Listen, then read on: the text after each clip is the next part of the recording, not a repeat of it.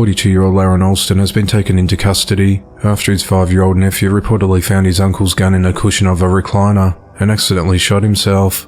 The incident occurred just before 4:50 p.m. on the 9th of August 2022, when officers responded to the home in the 16,000 block of Juliana Avenue in East Point, Michigan, on reports of shots fired. When deputies arrived at the residence, they found a child had shot himself in the foot. Officers reportedly found the child bleeding from the gunshot wound. The child was transported to a local hospital and is expected to survive. Upon further investigation, the child's uncle, Larry Alston, was watching the child at the time, and he was arrested at the scene. Larry didn't have a proper gun safe, so he kept his handgun inside a cushion of a recliner for safekeeping. His nephew allegedly located the gun and shot himself. According to police, authorities removed a second firearm from the home. Larry was charged with child abuse. His bond was set at $15,000. 31-year-old Fabian Hernandez is behind bars after his missing girlfriend's remains were recovered from a landfill in Oregon. The Washington County Sheriff's Office said that 27-year-old Kaylee Birdsall was reported missing on the 5th of August 2022.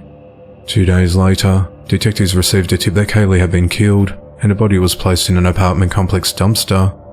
On the 9th of August, a search of Coffin Butte Landfill in Corvallis, Oregon, uncovered Kaylee's corpse. An autopsy conducted the following day determined her death was a result of homicidal violence. It's unclear how she was killed. During the initial investigation on the 7th of August, police interviewed Kaylee's boyfriend, Fabian Albert Hernandez. He was arrested that day on unrelated charges of identity theft and fraudulent use of a credit card. Fabian was sent to jail with no bond, and on the 10th of August, authorities added charges of murder and abuse of a corpse. The investigation into the matter continues. 65-year-old Loretta Barr is behind bars after allegedly beating her 80-year-old mother to death with a broomstick. The incident occurred on the 6th of August 2022, when Loretta got into an argument with her mother Florence DiCriccio. The authorities responded to their apartment along Woodmont Circle in Washington Township of New Jersey for a domestic dispute. It's alleged that during the dispute, Loretta grabbed her mother and she fell on top of her. Florence then told police that her daughter hit her several times on her side and head with a broomstick. The investigators noted that Florence showed signs of injury to both of her arms. She was taken to the Jefferson Washington Township Hospital, where emergency room doctors said that Florence suffered broken ribs, a brain bleed, and compacted vertebrae. She was then transported to a hospital in Philadelphia for more specialized care, where she passed away on the 9th of August. Loretta is held at the Salem County Jail without bail. She's charged with aggravated manslaughter, unlawful possession of a weapon, and aggravated assault causing serious bodily injury. A Florida woman is facing a charge of felony animal cruelty after she was recorded drowning and beating a pet chihuahua. The video was posted to social media on the 11th of August by Brevard County Sheriff Wayne Ivey, who described 32-year-old Erica Black as a sorry individual. "This woman is without question the most despicable excuse for a human being I've ever seen in my life," he said.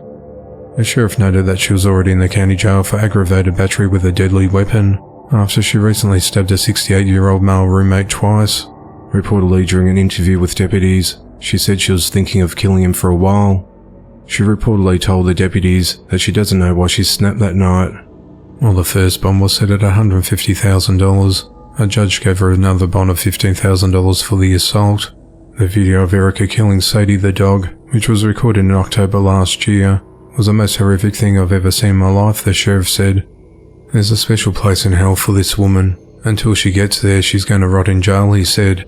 The department did not release a full video of the incident, brought to them by Erica's roommate. It does, however, show the part when Erica enters the pool and begins to hold her dog Sadie underwater.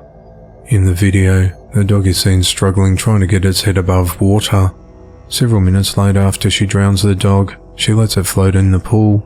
She then slams it on the deck approximately 4 different times. 2 other dogs are seen watching Erica. Erica then leaves the dog on the sofa for several days, but comes back to go live on social media. "If I hear as much that she has a pet rock, I will lose my crap because this woman doesn't deserve to have anything," the sheriff said. As Erica enters the prison complex, the sheriff said to her, "You know, usually when I'm walking people in, I have something to say to them. I'm disgusted by you, he said. Finally, the sheriff said that the Brevard County had zero tolerance for animal cruelty